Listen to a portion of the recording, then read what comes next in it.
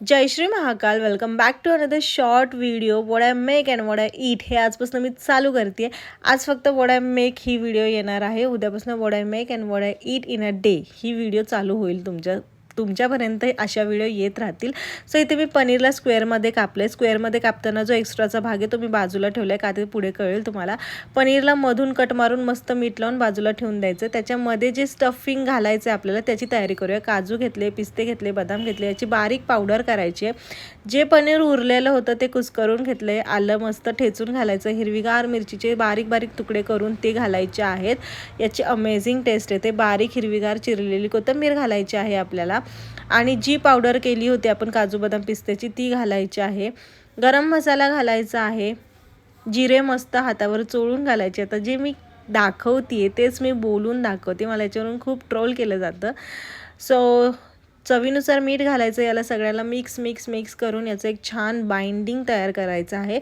आणि पनीरला जे मध्ये कट मारले त्याच्यामध्ये स्टफ करायचं आहे. कसं प्रकारे मी दाखवते अशा प्रकारे करायचं. सगळं पनीर असं फिलिंग करून ठेवून द्या बाजूला.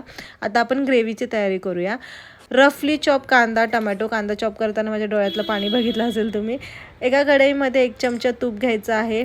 तूप किंवा बटर याच्यामध्येच ही रेसिपी करा, तेल नका वापरू. त्याच्यामध्ये आपल्याला मस्त तेजपत्ता टाकायचा आहे, दालचिनी टाकायची, खडी विलायची टाकायची, म्हणजे मोठी विलायची म्हणतात, शाही जिरे घालायचे, चक्रीफूल घालायचं. हे सगळे मसाले चांगले परतवायचे. कांदा घालायचा, कांदा लालसर परतवायचा.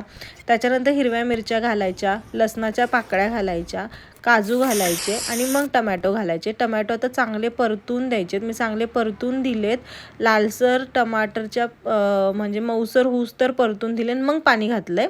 आता फास्ट फॉरवर्डवर मला व्हिडिओ करायला लागतो कारण की 3 मिनिटाचंच लिमिट आहे. त्यामुळे मी बोलून दाखवते सगळ्या गोष्टी. चांगलं 10 ते 15 मऊसर असं इन्ग्रेडियंट्स होऊन द्यायचे. मऊसर झाल्यानंतर ते थंड व्हायला ठेवायचे. ते वाटण थंड होऊस तर आपण इकडे पनीर परतवायचं. दोन्ही बाजूला तूप लावून मस्त लालसर असं पनीर परतवायचं. मी दाखवलं तसं. परत वाटणाकडे वळूया.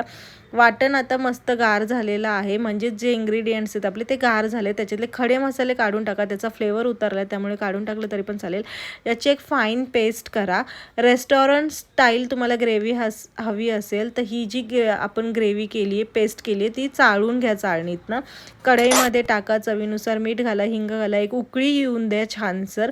आता काही तुम्हाला एक्स्ट्राचं घालायची गरज नाही. तुमची ग्रेव्ही तयार आहे. पनीर पसंदाची पूर्ण डिश तुमची रेडी झालेली आहे खाण्यासाठी. नुसतं स्टफ केलेलं पनीर पण खायला खूप छान लागतं ग्रेव्हीसोबत. तर हा नक्की ट्राय करा. आय होप तुम्हाला रेसिपी आवडली असेल तर लाईक करा. भेटू परत नवीन अशा